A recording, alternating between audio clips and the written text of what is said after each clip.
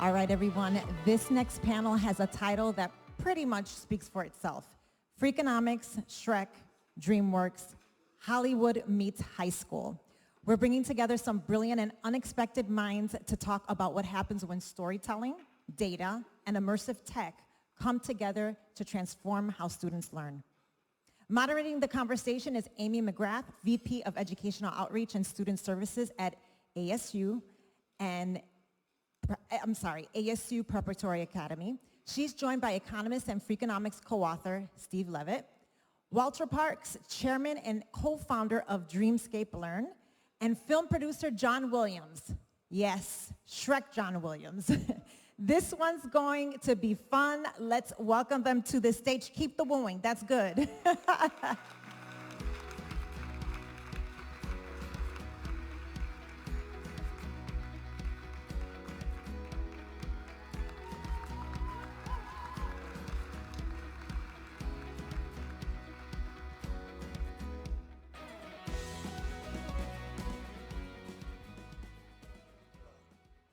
Well, good morning. My name is Amy McGrath, and I have the great privilege of leading the K-12 portfolio for Arizona State University through a network of public charter schools serving students both in Arizona and in partnership with schools around the country, around the globe. We do that by leveraging ASU's deep engine of innovation to elevate outcomes, take what's working, and make it accessible for all. I've also had the great privilege of working closely with these three individuals on thinking about engagement and its correlation to elevating outcomes. So you might be thinking, this is an interesting crew to be thinking about education.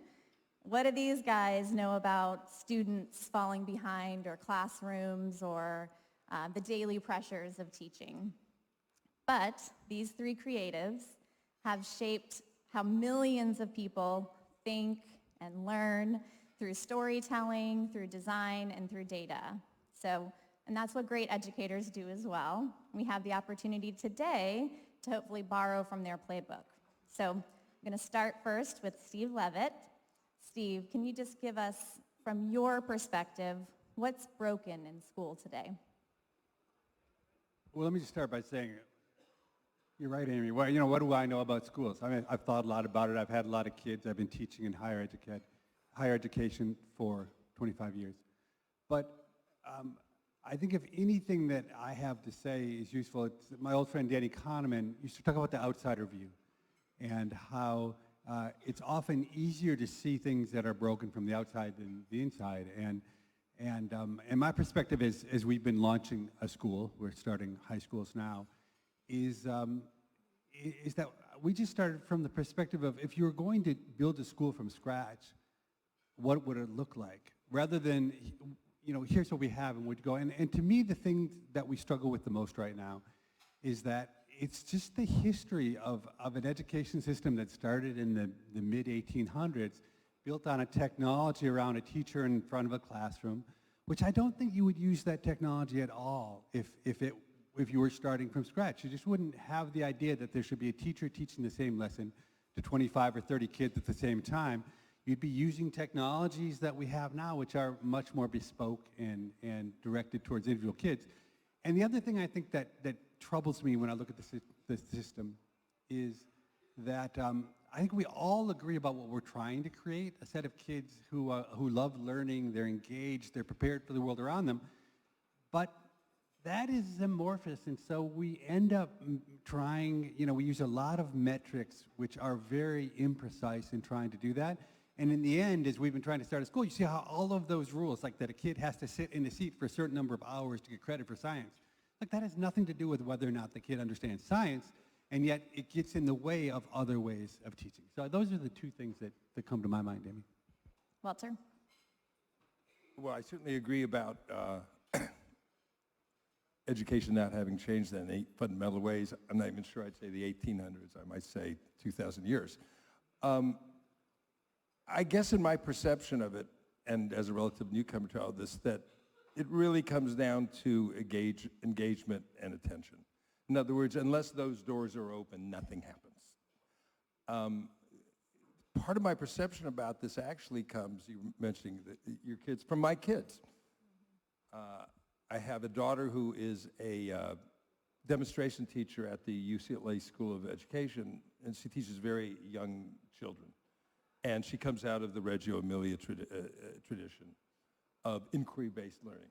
And I see what she is able to do with her kids. They once adopted a slug and spent about 4 weeks studying everything they could do about that slug. And when I saw the science that they were able to sort of master based on their emotional engagement with that particular creature, it was astounding to me. In fact, there's a paper about it you can look up called, I think it's called Science with Sluggy. Then my other input came from my son, a very brilliant kid, game designer and a screenwriter, who was incredibly ADHD. And those of us who have dealt with ADHD kids know that it's not a lack of attention necessarily, because when they're interested in something, you can't get them off it. Well, I would hold that we live in a media-saturated world that has made us all ADHD. And it's just the truth. And we keep on creating digital and electronic tools that hopefully will help, starting with AI, which has certainly overtaken everyone's conversation. And I think that's what we have to decide is, okay, that's a fantastic thing. How are we going to deal with the ultimate issue, which has, to me, getting students engaged in learning and getting their attention? And we have found at Dreamscape that there are 2 ways. One main way to do that. We're all hardwired with something, it's called story. It doesn't mean we can all make stories, but everyone can respond to a story. And we're finding that as a source of intense engagement in education is proving to be extraordinarily helpful. The other thing I would say is that last time I checked, no one has ever answered a text while in a headset. John. Is this on? Yeah. Well, I was thinking when being asked onto this panel that I had no idea why I was going to be here, but as and it occurred to me there's a song once came to mind, the song "Once in a Lifetime" by David Byrne. It's like, how did I get in this beautiful house? I had this beautiful wife, and how did I get here? And it occurred to me there were 3 events in my life that kind of like were defining extraordinary events that I would kind of had a similar experience that I'm having right now, which is at one point I was working on a project, a book that I picked up called 7 Years in Tibet, and I went to the Dalai Lama's home in Dharamsala, and we had yak butter tea and stampa, and we spent 2 hours talking as a small group, in a subject that he was very interested in, concerned about, and knowledgeable about, of what was even this project I was working on, which was just felt like, how did that ever happen?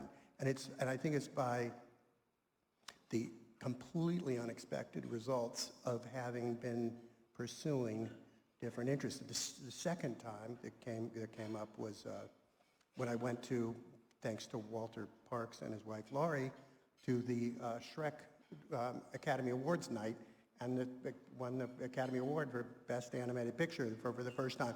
But it was sort of a, how did I get here? What is it?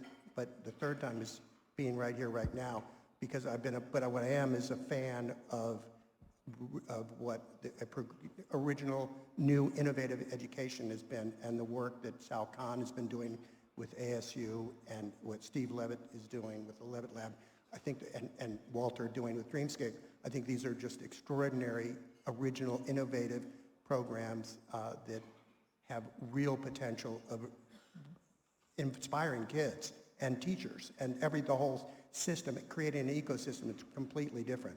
I got a very progressive high school where I could pursue drama, Chinese history, religion, philosophy, independent studies, and then went to one college I applied to, which is Colorado College, which was a block plan with one course study at a time, one course every month, but it was total immersion, and I only wanted to go there because it was a original education approach that I thought was really compelling.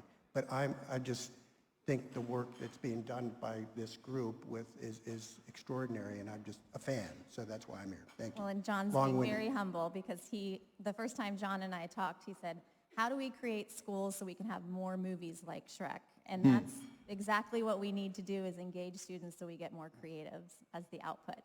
So kind of segueing into what is immersive learning, talking about storytelling and what that does to unlock learning in classrooms.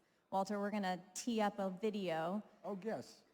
Oh, Give yeah, us a we're going little to put background. up just a few minutes. It's a shortened version. This is a little video that attends to, actually, if any of you have a chance to come and see our booth, our newest product, which is, we've completed introductory biology, and this is introductory chemistry, and it's just a little intro that's given by our subject matter expert, an extraordinary teacher and chemist named Ian Gould, President's Professor, talking a little bit about our approach to chemistry. So we could run that, and then we could talk a little bit about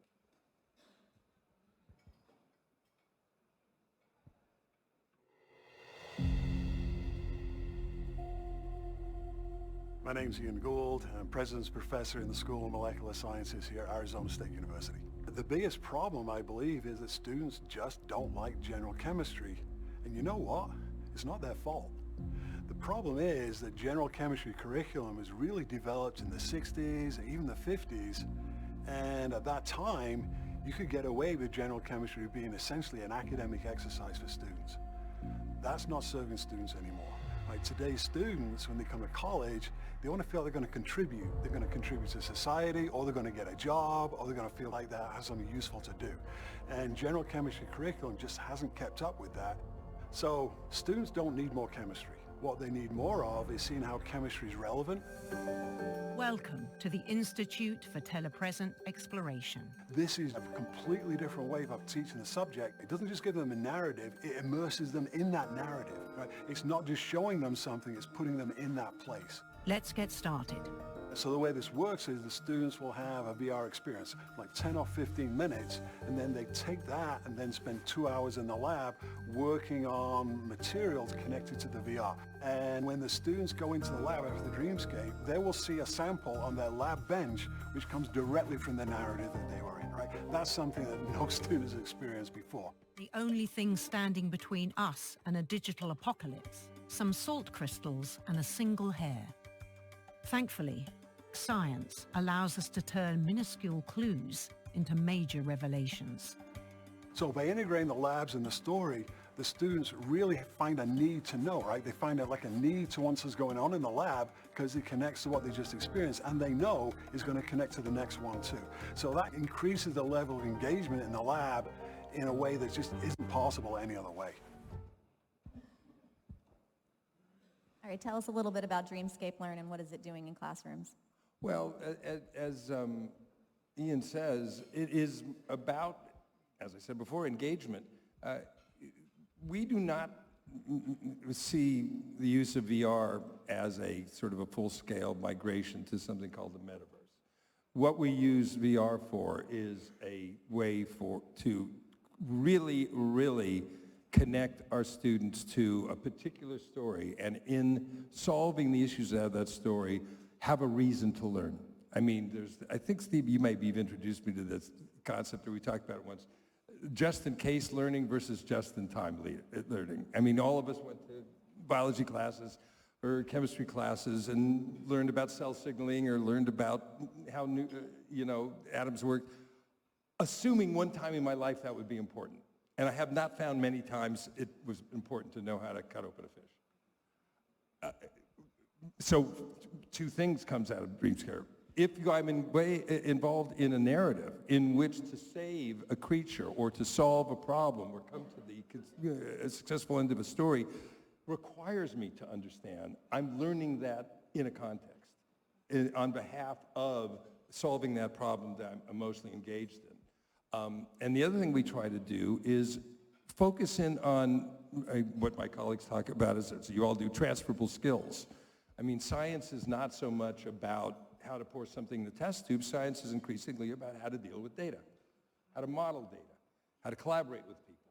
And we really looked very closely at the sorts of standards suggested by different institutions and have tried to sort of move our pedagogy towards what is relevant in this century. I think it's all about teaching what is relevant and also teaching in our students' native language. Yeah, I've appreciated listening to the three of you talk, and a common underpinning theme beyond storytelling has been data, something that Steve has gone deep in.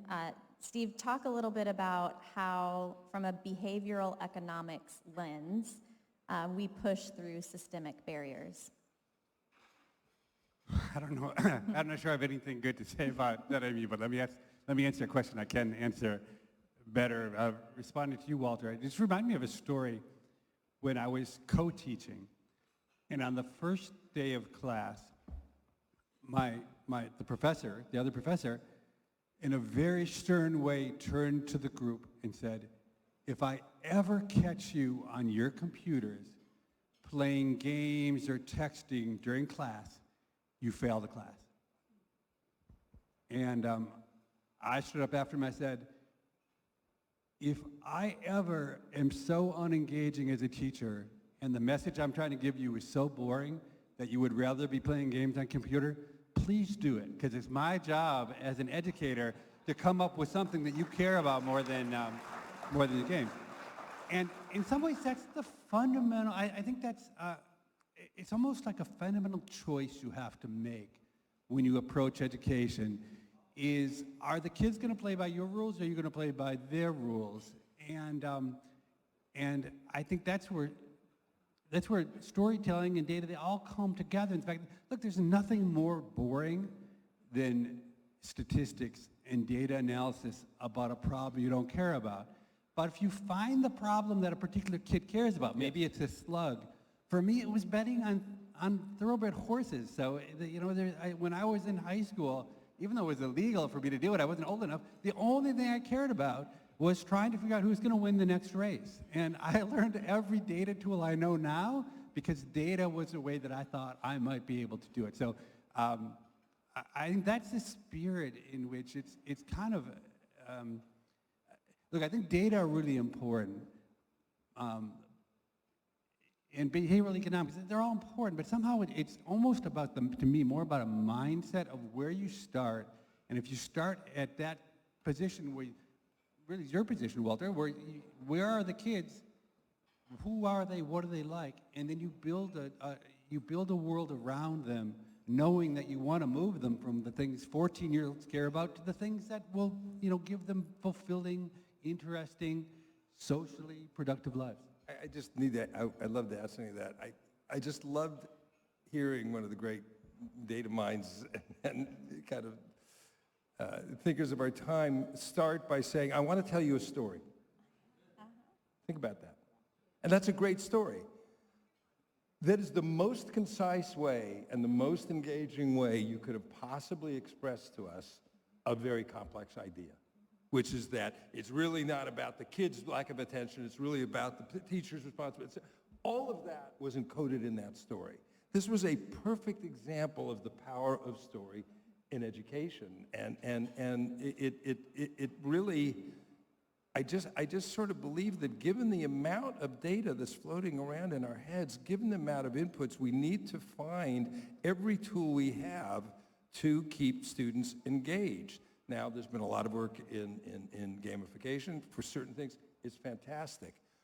I have learned one thing, which is that there are many kinds of learners. There are learners who have a great intuitive, computational brain, who have aesthetic sense, have spatial, emotional intelligence, athletic, et cetera, et cetera. It's very hard to teach all of those kinds of kids, to say nothing about kids that come from vastly different socioeconomic backgrounds. But I have found that pretty much everybody responds to a good story. So if there's a way that we can wrap these difficult subjects, not to the detriment of the educational, discipline, but rather use it as a way of engagement, we can open the tent for students who don't think of themselves as science learners in a way we never could before. I'd like to push just a little bit on how you were kind of talking about boredom and how you're trying to incent kids to pay attention. I've appreciated how you talk about skewed incentives and test scores as a wedge. Talk a little bit about rules that are worth breaking when building a school model.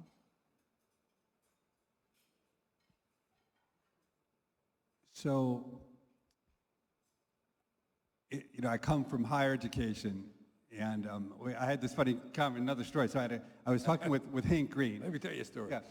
So Hank Green is, of the Green Brothers, and they do Crash Course and whatnot. And so they've spent all of their time for the last 15 years really aimed at a high school audience. And then they decided that if they really thought the system was broken, and they partnered with ASU to try to then go and change the way we do college courses. And it was interesting because Hank Green didn't know anything about college, but he felt like high school was so broken that he couldn't possibly fix high school. He better go fix college. And I've taught for 25 years at the university level, and I feel like that's so broken I can't even begin to fix it, so I'm going to go try and get high school. So it's a little worrisome that the people who know a lot about an area are afraid to try to fix it. But what was really shocking to me as we've been partnering with ASU is how many rules there are around what kids have to do, and it limits your ability to even to get started. Like the seat time issue, the idea that you only know science if you spend a certain amount of time in a seat. So, look, I'm very much in favor of rule breaking, and as we've tried to launch our school, Amy, at ASU,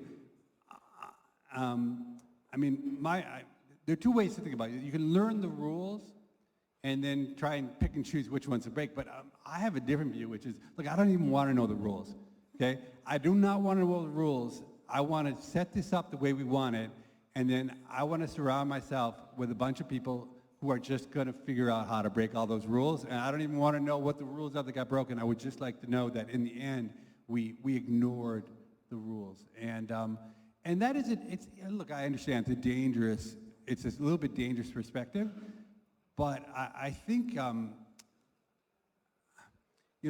really look at the complexity of high school, the high school education system and all of the barriers. And I've come to believe the only hope you have is just to have a lot of radical people going out and doing radical things and hoping that somehow something will catch and will start to spill over. I think my own sense is if you try to tackle the system of what we have, it is too overpowering, and it is too strong and too entrenched to have any hope. And so and the question is, how can you fiddle around on the edges in a way that will begin to trickle down into the system is the only way to make change, is my sense. Yeah, I'd say if you are an educator in the room or you're building new models, I challenge you to surround yourself with people who don't know about education because they ask really simple questions like, why? Over and over and over until you just start breaking the rules to design something good. John, over to you. I'd love to hear how do you think about, first of all, I know your passion for creativity and how the current traditional system is crushing creativity in kids. So how do you design for belonging and not just novelty? I would say that as a starting point, right now, when you look at the news today, what's really clear is that there's no way of predicting where the markets are going to go tomorrow, next week, next year, and the job markets are going to be equally impossible to predict right now. The world picture is so dramatically shifting. It's like right now that education trying to guess what the future job prospects are and the training is almost impossible. And so the focus seems to be, I read that some Yale study about high school students that said recently that 75% of kids are feeling extremely bored or unengaged and dislike their high school experience. And I think that it seems to call out that the whole thing that the con world schools, the con schools, what Levitt Lab and otherwise are trying to do is create an environment where kids are engaged and inspired, and that is the best thing. And a safe place and a place they want to be. That seems like the ultimate test, that they want to do the learning that they're getting, they're pursuing things that they're interested in. You can't just make it be what, as Ken Robinson said, you know, this industrial model, it just doesn't apply. There's everybody, it's a widget making, and it throws out, there's so many people who are disengaged. It's got to be an experiential change, and what we all had, those teachers and courses that were inspiring, sometimes they're few and far between, depending on one's experiences, but they are there, and that's the hardest thing to get, is what turns kids on, and that will keep people lifelong learners, and that gives it, I think, a perpetual prospect. Could I mean, John, that is so, I mean, it's such an insightful thing to say. It just reminds me when I first started teaching at the University of Chicago, I had this sense that I was required to teach the kids a set of skills that they would use and remember. And that is the overriding force that we have in high school. Like, there's almost a desperation to make sure that the kids can do algebra, geometry, calculus, that they know a set of facts, whatever it is. And it was at the 5-year reunion of my first class of students, when they came back, that I sat down and we had beers, and I asked them some really simple questions on the content of the class that I had taught them. There's something called the Lagrangian. It's the most basic thing that you teach kids in advanced, in intermediate, micro, and not a single one of them, 12 of them around the table, could even begin to solve the problem that had been the centerpiece of this class 5 years earlier. And as I pressed them on content, I realized not one of them remembered anything about the content on the courses. And I said, well, what do you remember about the course?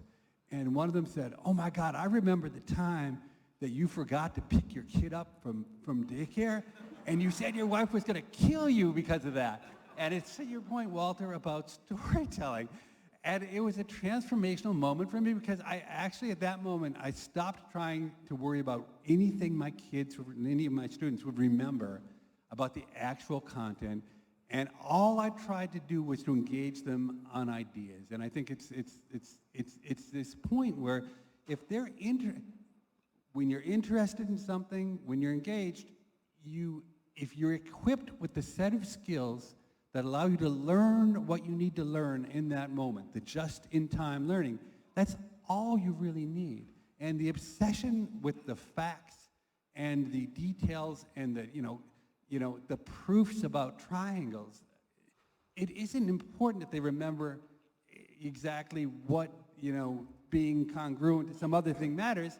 It's that they have a strategy and a desire to learn things. And it's easy to forget that when your job is at the end of a certain amount of time to give a kid an A, a B, or a C, and it depends somehow on that. And so that's, I think, one of the hardest things to remember is what the actual goal should be of education once you get deep into it. I want to add something to that based on something you said earlier, which is that all that's true, but particularly for high schools, there are colleges they want to get into, and there are placement exams they have to take, and there's competencies they have to show, and they have teachers who have been taught in a certain way.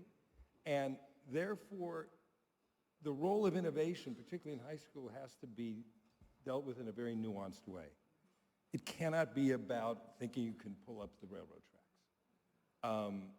I think it has to do with understanding what are the givens and how can you innovate within those givens.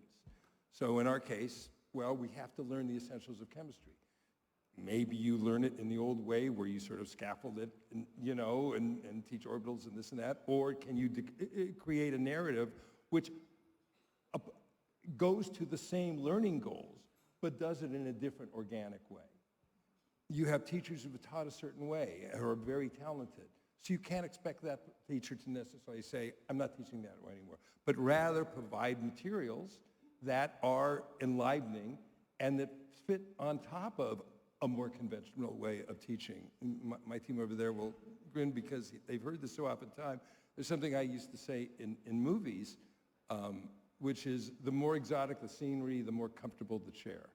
Meaning if you do, in my case, the Men in Black movies, well, they were cop movies. So as long as you understood that genre, you could go way out there with comedy and with imagination because you felt settled. I think it's important in education that we keep the chairs somewhat comfortable for administrators and for teachers and bring our innovations to kind of broaden the horizons as opposed to think that we're in a position to change the rules. So we have just 2 minutes left. As we think about the avalanche of emergent technology, I think all of us have expressed the concern that imagination is at stake for kids if we don't design the right models. So briefly, the three of you, what is your hope for the future of education? Just that. Wow. You know,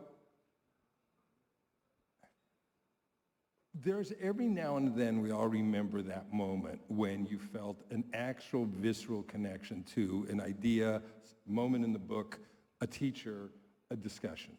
And those become few and far between, and I believe they tend to be drowned out by an onslaught of media. So my hope is that somehow that we're able to take that same media and turn it into a force of attention and engagement.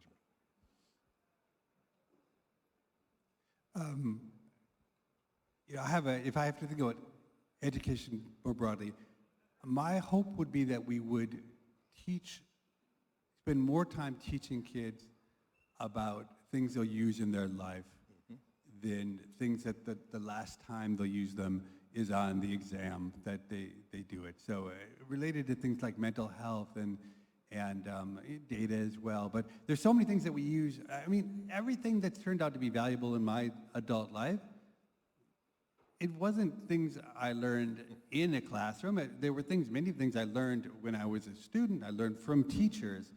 But I think it's an accident that the set of topics we teach, I think, is accidental. And I would like to move towards a set of topics which actually will help people function and thrive in life. And I would just say the Holy Grail seems to be finding a place, an environment where kids can find their enthusiasm, their interests and passions, explore different things and want to be there and feel encouraged in an environment that inspires them and their friends, and it's a much more well-rounded, full experience that they're walking away with and where a place they want to go. Awesome. Huge amount of gratitude for these three being here. Thank you all for this great day.